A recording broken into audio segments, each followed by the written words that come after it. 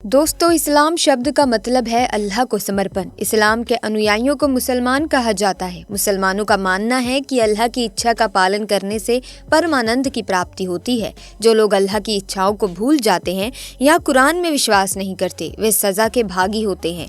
इस्लाम की शुरुआत 7वीं शताब्दी ईस्वी की शुरुआत में मक्का और मदीना में मोहम्मद के मिशन के साथ हुई थी। बाद में ये धर्म कई अन्य देशों में तेजी से फैला। दुनिया के मशहूर धर्मों में से एक इस्लाम भी है। इसे अपनाने वालों की संख्या के मुताबिक ये विश्व का दूसरा सबसे बड़ा धर्म माना जाता है। बता दें कि इस्लाम में मजहब हराम और हलाल का बहुत ज्यादा ख्याल रखा जाता है।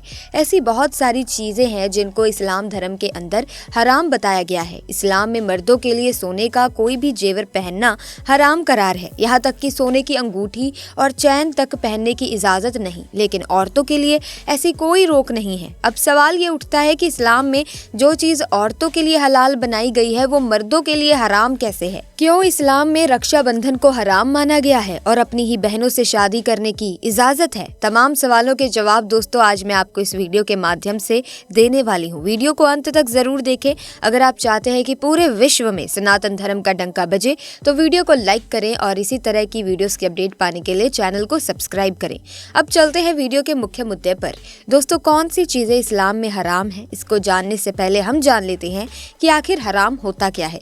इस्लाम के अनुसार हराम का मतलब होता है कि ऐसा कोई कृत्य जिसकी इजाजत धर्म नहीं देता हो। लेकिन इस्लाम धर्म के किसी भी चीज को हराम मानने के पीछे का कोई लॉजिक नहीं है। अब ऐसे में क्यों बोल रही हूँ, इस बात का मतलब आपको वीडियो खत्म होने तक पता चल जाएगा। जो चीज इस्लाम के अंदर हराम बताई गई है उनमें सबसे पहली चीज लाउड स्पीकर है। जब ये आया तो उसकी आवाज को गधे की आवाज से तुलना कर उसे शैतानी यंत्र करार दे दिया गया। दुनिया के तमाम मौलवियों ने इसके खिलाफ तो फतवा भी जारी कर दिया था। उनका कहना था कि ये मानव पतन का संसाधन है। लेकिन आज आप देखेंगे कि हर मस्जिद पर आपको ये लाउड स्पीकर अजान के लिए इस्तेमाल होते हुए दिखाई दे जाएंगे। एक समय पर जो मौलाना इसको गलत करार दे रहे थे, आज वही इसका इस्तेमाल हिंदू धर्म के लोगों को परेशान करने के लिए कर रहे हैं। बॉलीवुड के मशहूर गीतकार और पटकथा लेखक जावेद अख्तर भी इस बात की कड़ी निंदा कर चुके हैं।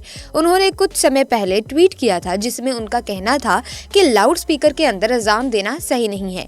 दूसरों को हो रही परेशानी को समझते हुए लाउड स्पीकर पर अजान देना बंद करना चाहिए। जब हवाई जहाज का आविष्कार हुआ था तो उस समय दुनिया भर में इसकी चर्चाएं होने लगी। तो मौलानाओं ने कहा कि जो इस लोहे में उड़ेगा उसका निकाह खत्म हो जाएगा। इसके अलावा कहा गया कि लोहे के विमान में बैठने वाला व्यक्ति कभी भी जन्नत को प्राप्त नहीं कर सकता।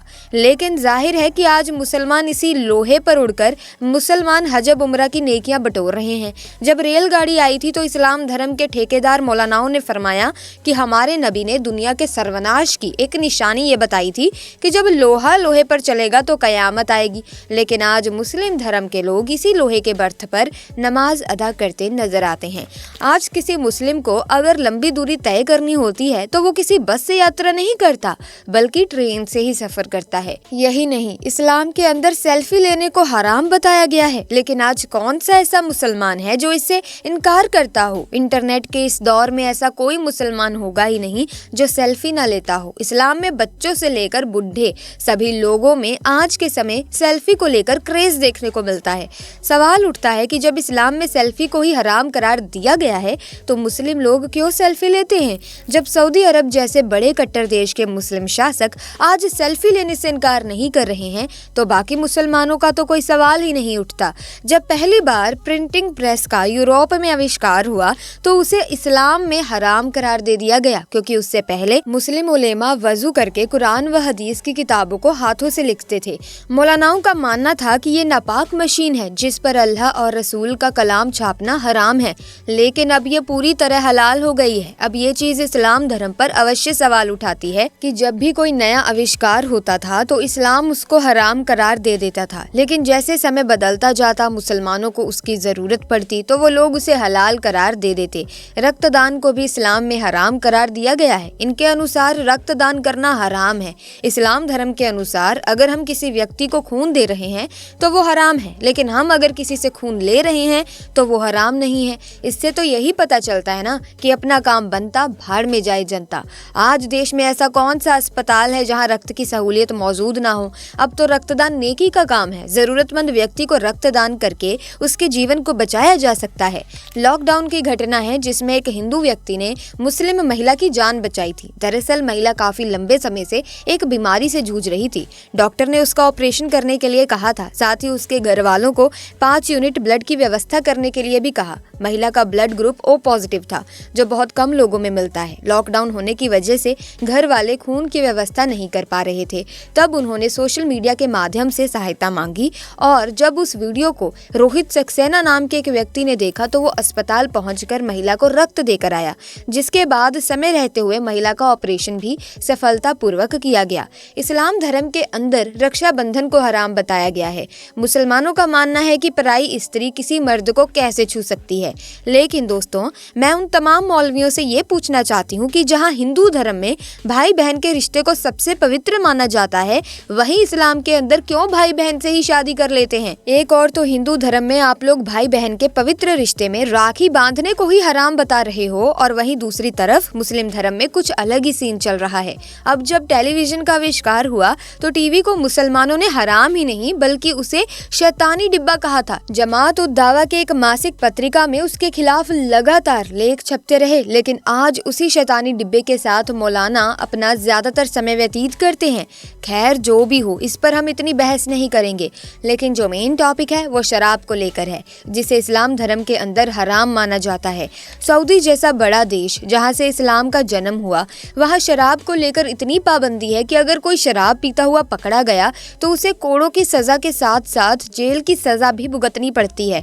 और जो लोग भारत या अन्य किसी देश से जाकर सऊदी में रह रहे हैं और शराब पीते हुए पकड़े जाते हैं तो उनके खिलाफ बहुत बड़ा एक्शन लिया जाता है और उनका निर्वासन किया जाता है। लेकिन सऊदी अरब को लेकर एक बहुत ही बड़ी खबर आ रही है जो हर किसी को सोचने पर विवश कर रही है, क्योंकि 72 साल बाद पहली बार सऊदी के अंदर शराब की दुकान खुली है। सऊदी के अंदर 1952 में शराब की बिक्री पर रोक लगाई गई थी, लेकिन एक बार फिर से शराब की बिक्री शुरू की जाएगी। इसे क्राउन प्रिंस मोहम्मद बिन सलमान के सुधारवादी कदम के रूप में देखा जा रहा है। कहा जा रहा है कि वो सऊदी अरब पर लगे कट्टरवादी और रूढ़िवादी के ठप्पे को हटाना चाहते हैं। यही वजह है कि सऊदी में शराब की दुकान खोली जा रही है। सऊदी अरब के पड़ोसी देश सरकार के इस फैसले के खिलाफ है, क्योंकि इस्लाम में शराब को हराम माना गया है। लेकिन इस पर क्राउन प्रिंस मोहम्मद बिन सलमान का कहना है कि सऊदी के अंदर लगातार शराब बेचने का काला धंधा चल रहा है, जिसको चाहकर भी रोका नहीं जा सकता। इसीलिए ये नया रूल देश में विदेशी डिप्लोमेट्स के लिए चल रहे काले शराब के कारोबार को रोकने के लिए लाया गया है। इस कानून के बाद डिप्लोमेट्स को सरकार के नियामक स्टोर से शराब मिल जाएगी। सऊदी प्रिंस का ये कदम बदलाव की एक नई कहानी लिखने जा रहा है।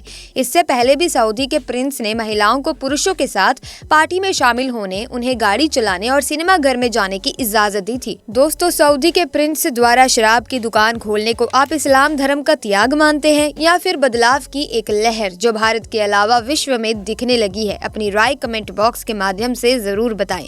सो आज की वीडियो में बस इतना ही। मुझे उम्मीद है कि वीडियो आपको काफी इंटरेस्टिंग लगी होगी।